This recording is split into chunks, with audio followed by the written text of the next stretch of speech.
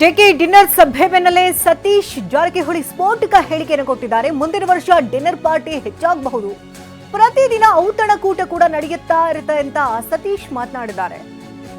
ಮುಂದಿನ ಅಧಿವೇಶನಕ್ಕೆ ಅದು ಡಬಲ್ ಆಗುತ್ತೆ. ದಿನ ಅವರವರ ಗ್ರೂಪ್ನವರು ಒಂದು ಕಡೆ ಸೇರ್ತಾರೆ, ಊಟ ಕೂಡ ಮಾಡ್ತಾರೆ, ದಿನ ನಡೆಯುತ್ತೆ ಅದು ಅಂತ ಮಾತನಾಡಿದ್ದಾರೆ.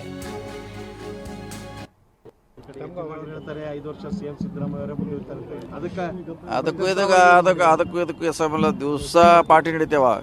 ದಿವಸ ಅವ್ರವ್ರ ಗ್ರೂಪ್ನವರು ಒಂದೊಂದು ಕಡೆಯಲ್ಲಿ ಸೇರ್ತಾರೆ, ಊಟ ಮಾಡ್ತಾರೆ. ಎಲ್ಲ ಕಡೆ ದಿವಸ ನಡೀತಾ ಇದೆ. ಅದು ಒಂದು 3-4 ಕಡೆ ಯಾರು ದಿವಸ ಶಾಸಕರು ಸೇರ್ತಾರೆ.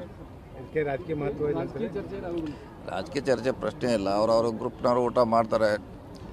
ಹೀಗಾಗಿ ಅದಕ್ಕೇನು ರಾಜಕೀಯ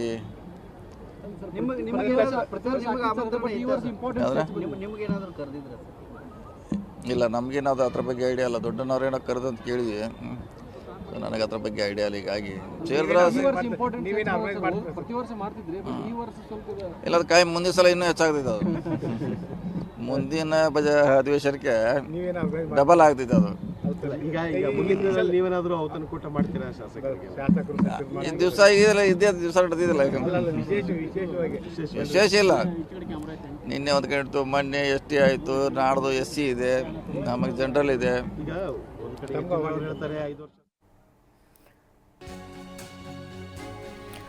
CLP ಸಭೆಯಲ್ಲಿ ಯಾವುದೇ ಗಡುವನ್ನ ಕೊಟ್ಟಿಲ್ಲ.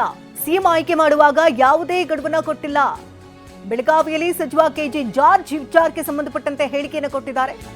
AICC ವೀಕ್ಷಕರ ಮುಂದೆಯೇ ಸಿಎಂ ಆಯ್ಕೆಯನ್ನ ಮಾಡಲಾಗಿದೆ, ಆಗ ಯಾವುದೇ ಗಡುವನ್ನ ಕೊಟ್ಟು ಆಯ್ಕೆಯನ್ನ ಮಾಡಿಲ್ಲ ಅಂತ ಮಾತನಾಡಿದ್ದಾರೆ.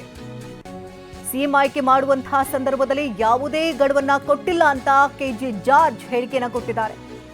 ಅದಕ್ಕೂ ಇದಕ್ಕೂ ಯಾವುದೇ ರೀತಿ ಸಂಬಂಧ ಇಲ್ಲ ಅಂತ ಬೆಳಗಾವಿಯಲ್ಲಿ ಸಚಿವ ಜಮೀರ್ ಅಹ್ಮದ್ ಕೂಡ ಹೇಳಿಕೆಯನ್ನು ಕೊಟ್ಟಿದ್ದಾರೆ. ಬದಲಾವಣೆ ನನಗೆ ಅದು ಯಾವುದೇ ವಿಚಾರದಲ್ಲಿ ನನ್ನ ಅದರಲ್ಲಿ ಆಥರೈಸ್ಡಲ್ಲ ಮಾತಾಡಲಿಕ್ಕೆ, ಗೊತ್ತಾಯ್ತದ.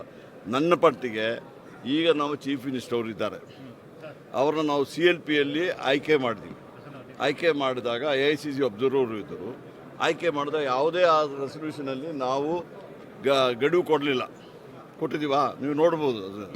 ಅದು ಎಲ್ಲಿ ತನಕ ಅದು ಇದು ಗಡುವಿಲ್ವೋ ಅದ್ರ ತನಕ ಅವರೇ ಕಂಟಿನ್ಯೂ ಆಗ್ತದೆ. ಅದ್ರಲ್ಲಿ ಏನು ಸಂಶಯ ಎನ್ನುತ್ತೆ ನಿಮಗೆ ಯಾರಾದರೂ ಹೇಳಿದಾರಾ? ಬಟ್ ನಿಮ್ಮ ತರ ಕೆಲವು ಶಾಸಕರು ಮಾತಾಡ್ತಾ ಇಲ್ಲ ಸರ್. DK ಶಿವಕುಮಾರ್ ಅವರು ಅಧಿವೇಶನದ ನಂತರವೇ CM ಆಗ್ತಾರೆ ಅನ್ನೋದು ಮಾತನ್ನ ನೋಡಿ. ಯಾರ್ಯಾರ್ದು ಅನಿಸಿಕೆಗಳು ಕೆಲವ್ರದ್ದು ಇರ್ತದೆ. ನಂದು ಅನಿಸಿಕೆ ಪ್ರಕಾರ ಎಲ್ಲ ಆಗ್ತದಾ? ಅದಕ್ಕೆ ನಮ್ಮದೊಂದು ಸಿಸ್ಟಮ್ ಇದೆ, ನಮ್ಮ ಪಾರ್ಟಿ ಇದೆ, ನಮ್ಮ ಹೈಕಮಾಂಡ್ ಇದೆ. ಅವರು ನಿರ್ಧಾರ ತಗೊಳ್ತೀನಿ ಅಂತ ತಗೊಳ್ತಾರೆ. ಅದಕ್ಕೆ DCM ಅವರು ಹೇಳಿದ್ದಾರೆ, ಚೀಫ್ ಮಿನಿಸ್ಟರ್ ಹೇಳಿದ್ದಾರೆ. ನಮ್ಮ ಹೈಕಮಾಂಡ್ ಮೇಲೆ ನಾವು ಯಾರೂ ಇಲ್ಲ. ಅವರು ತೀರ್ಮಾನ ತಗೊಂಡ್ರೆ ಆಗ ನೀವು ಕೇಳಿದ್ರೆ ಅವರು ಉತ್ತರ ಕೊಡ್ತಾರೆ. ನೋಡ್ರಿ, ಹೈಕಮಾಂಡ್ನ ಕ್ವಶನ್ ಮಾಡುವಷ್ಟು ಕೇಳಿ ಹೈಕಮಾಂಡ್ನ ಕ್ವಶನ್ ಮಾಡುವಷ್ಟು ನಾನು ಬೆಳಿಲಿಲ್ಲ. ನಾನು ಸಾಮಾನ್ಯ ಕಾರ್ಯಕರ್ತ. ದಯವಿಟ್ಟು ನಾನು ನೋಡಿ, ಗಡುವು ಅಂದ್ಬಿಟ್ಟು ಯಾರು ಹೇಳಿದಾರ ಗಡುವು ಇದೆ ಅಂದ್ಬಿಟ್ಟು? ಅಲ್ಲ, ಗಡುವು ಇದೆ ಅಂದ್ಬಿಟ್ಟು ಯಾರು ಹೇಳಿದಾರ ಹೇಳಿ. DCM ಹೇಳಿದಾರ, ಚೀಫ್ ಮಿನಿಸ್ಟರ್ ಹೇಳಿದಾರ, ಇನ್ಯಾರು ಹೇಳಿದಾರ? ನೋಡಿ, ನಿಮ್ಗೆ ಯಾಕೆ ಅನಿಸಿಕೆ ಅದಲ್ಲ. ನೀವು ಅವ್ರೇನು ಭಾಷಣ ಮಾಡ್ತಾರೆ, ಏನು ಹೇಳ್ತಾರೆ, ಅದು ಇದು ಅಂದ್ಬಿಟ್ಟು ನೀವು ಎರಡು ಅರ್ಥ ಕಲ್ಪಿಸ್ತೀರ. ನಿಮಗೆ ಬೇಕಾಗಿದ್ದ ಅರ್ಥ ನೀವು ತಗೊಳ್ತೀರ. ಅವರು ಹೇಳಿದ್ರೆ ಅವ್ರನ್ನ ಕೇಳಿ. ಇದೇ ಸಂದರ್ಭದಲ್ಲಿ ಜಮೀರ್ ಅಹ್ಮದ್ ಕೂಡ ಮಾತನಾಡಿದ್ದಾರೆ. ಅದಕ್ಕೂ ಇದಕ್ಕೂ ಯಾವುದೇ ರೀತಿಯ ಸಂಬಂಧವಿಲ್ಲ. ಹೀಗಂತ ಬೆಳಗಾವಿಯಲ್ಲಿ ಸಚಿವ ಜಮೀರ್ ಅಹ್ಮದ್ ಹೇಳಿಕೆಯನ್ನು ಕೊಟ್ಟಿದ್ದಾರೆ. ಎಲ್ಲರೂ ಅವರವರ ಬ್ರೇಕ್ಫಾಸ್ಟ್ ಊಟವನ್ನ ಕೊಡ್ತಾರೆ. ನೆನ್ನೆ DCM ಅವರು ನನ್ನನ್ನು ಕೂಡ ಕರೆದಿದ್ರು ಅಂತ ಜಮೀರ್ ಅಹ್ಮದ್ ಮಾತನಾಡಿದ್ದಾರೆ. ಅದಕ್ಕೆ ಇದಕ್ಕೆ ಯಾವ ಸಂಬಂಧನೂ ಇಲ್ಲ. ಅದಕ್ಕೆ ಇದಕ್ಕೆ ಯಾವ ಸಂಬಂಧ ಇಲ್ಲ. ಬೆಳಗಾಮಲ್ಲಿ ಅಸೆಂಬ್ಲಿ ಇದ್ದಿದ್ದ ಕಾರಣಕ್ಕೆ ಎಲ್ಲರೂ, ಈಗ ನೋಡಿ, ಅಶೋಕ್ ಪಟ್ಟಣ್ ಅವರು ಊಟ ಕೊಟ್ಟಿದ್ರು, ಬೈರತಿ ಸುರೇಶ್ ಅವ್ರು ಏನೋ ಇವತ್ತು ಕೊಡ್ತಾವ್ರೆ. ಹಾಗಾಗಿ ಎಲ್ಲರೂ ಅವ್ರವ್ರು ಬ್ರೇಕ್ಫಾಸ್ಟ್ ಊಟ ಕೊಡ್ತಾರೆ. ಇಲ್ಲಿ ಹೇಳಿ ಬಾಸ್, ಯಾವಾಗ ನೆನ್ನೆ DCM ನನಗೂ ಹೇಳಿದ್ರು ಬರೋಕ್ಕೆ.